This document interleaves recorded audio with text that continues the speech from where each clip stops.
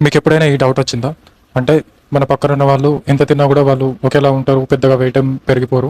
కానీ మనం మాత్రం కొంచెం తిన్నా కూడా నెక్స్ట్ డేనే వెయిట్ పెరిగిపోతాం, ముఖమంతా పఫీగా అయిపోతుంది అని ఇలా మీకు ఎప్పుడైనా అనిపించిందా? అలా ఎందుకు జరుగుతుందో నాకు తెలిసిన ఇన్ఫర్మేషన్ నేను మీకు ఈ రీల్లో షేర్ చేస్తాను. మామూలుగా మన బాడీలో సెల్స్ మనం ఫుడ్ తిన్నప్పుడు అందులో ఉన్న న్యూట్రియన్స్ని తీసుకొని స్టోర్ చేసుకొని తర్వాత యూటిలైజ్ చేసుకుంటాయి. ఇది న్యాచురల్గా జరిగే ప్రాసెస్. మామూలుగా మనం ఫుడ్ తిన్నప్పుడు న్యూట్రియన్స్ రావడం, దాన్ని మన సెల్ స్టోర్ చేసుకోవడం, మళ్ళీ మనం వాకింగ్ చేసినప్పుడు, లేకపోతే ఏదైనా ఫిజికల్ యాక్టివిటీ చేసినప్పుడు కావచ్చు, లేకపోతే మనం స్ట్రెస్ అయినప్పుడు కావచ్చు, లేకపోతే మనం పడుకున్నప్పుడు కూడా మన బాడీలో రిపేర్ జరగాలి కదా. సో అలా మనం పడుకున్నప్పుడు కూడా ఆ న్యూట్రియన్స్ని వాడుకొని రిపేర్ చేసుకోవడం, ఇలా చాలా వాటికి యూటిలైజ్ చేసుకుంటుంది.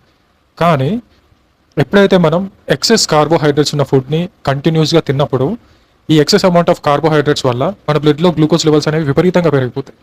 సో అలా బ్లడ్లో గ్లూకోజ్ లెవెల్స్ అలా పెరిగి ఉండడం మనకు డేంజర్ కాబట్టి మన బాడీ వెంటనే ఆ ఎక్సెస్ గ్లూకోజ్ని తీసుకెళ్ళి మన సెల్స్లో న్యూట్రియన్స్ని ఎలా స్టోర్ చేస్తుందో అలానే స్టోర్ చేస్తుంది. కానీ కంటిన్యూస్గా గ్లూకోజ్ లోడ్ అనేది మీ బాడీకి రావడం వలన ఈ కంటిన్యూస్గా సెల్స్లోకి గ్లూకోజ్ స్టోర్ అయిపోయి ఒక టైం తర్వాత ఆ సెల్స్ కంప్లీట్గా క్లోజ్ అయిపోతుంది. ఎందుకంటే దాని కెపాసిటీకి మించి ఎక్కువ సెల్ కూడా స్టోర్ చేసుకోలేదు కదా. వన్స్ దాని కెపాసిటీకి రీచ్ అయ్యాక సెల్ కూడా క్లోజ్ అయిపోయి ఇన్సులిన్ ఎంత వచ్చి ట్రై చేసినా కూడా సెల్ అనేది ఓపెన్ అవ్వదు. ఈ స్టేట్ని ఇన్సులిన్ రెసిస్టెన్స్ స్టేట్ అంటారు. సో ఎప్పుడైతే మన బాడీ ఆ స్టేట్కి వెళ్తుందో అప్పుడు మనం ఫుడ్ తిన్నప్పుడు మనం తినేది కొంచెం ఫుడ్ అయినా ఆ కొంచెం ఫుడ్లో ఉంటే కొంచెం గ్లూకోజ్నైనా మన బాడీ ఫ్యాట్లా కన్వర్ట్ చేసి స్టోర్ చేసుకోవడానికి ట్రై చేస్తుందే తప్ప ఇంకేం చేయలేదు. ఎందుకంటే ఆల్రెడీ సెల్స్ రెస్పాండ్ అవ్వడం లేదు, బాడీకి వేరే ఆప్షన్ లేదు, బ్లడ్లో షుగర్ లెవెల్స్ పెరిగిపోతున్నాయి. సో అది చచ్చినట్టు ఆ ఎక్సెస్ షుగర్ లెవెల్స్ని కంట్రోల్ చేయడానికి ఆ ఎక్స్ట్రాగా ఉన్న గ్లూకోజ్ని తీసుకొచ్చి ఫ్యాట్లా కన్వర్ట్ చేసి బాడీ ఫ్యాట్లా స్టోర్ చేసుకుంది.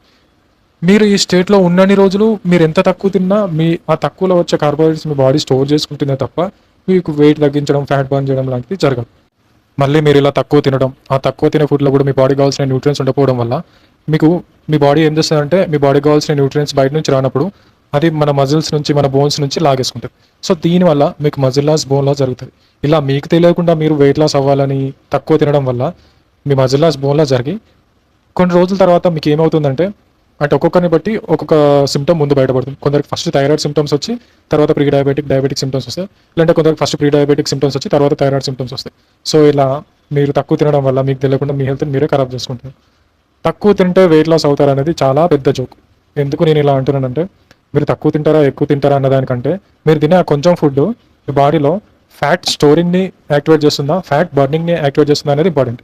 ఫ్యాట్ స్టోరింగ్ యాక్టివేట్ చేసే ఫుడ్ని మీరు కొంచెం తిన్నా మీ బాడీకి ఛాన్స్ లేదు కాబట్టి సచ్చినట్టు అది ఫ్యాట్ స్టోరింగ్ని యాక్టివేట్ చేస్తుంది, అలాగే మీ బాడీలో ఫ్యాట్ స్టోర్ అవుతుంది. అదే మీరు ఫ్యాట్ బర్నింగ్ని యాక్టివేట్ చేసే ఫుడ్స్ తింటే మీరు ఎంత హెవీగా తిన్నా కూడా మీకు ఫ్యాట్ అనేది స్టోర్ అవ్వదు, ఆ ప్రాసెస్ యాక్టివేట్ అవ్వదు కాబట్టి మీరు వెయిట్ పెరగడం కానీ మీకు అన్హెల్తీ అవ్వడం కానీ ఇటువంటి ఏమి ఉండవు.